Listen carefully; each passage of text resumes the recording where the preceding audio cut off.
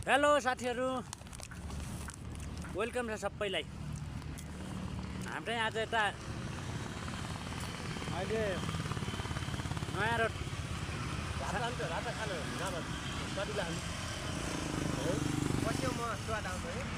नयाँ रोड सानेपामासँग अहिले ठ्याक्कै अब यहाँ यो खाएर चाहिँ हामी बल्कु जाने हो,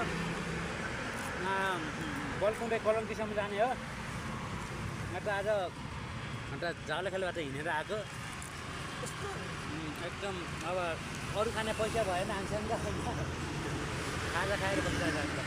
पपकर्न सस्तो पर्दो रहेछ। अब मुखमा चाहिँ गाइजहरु हेर्नुहोस्, आजको फाइदो यतिका ल्याएको छ, भन्न यति ल्याएको होइन। भागिरे कस्तो लाग्यो हात एकदम एकदम शान्त हेर्नु भिडियो भाइ बबाल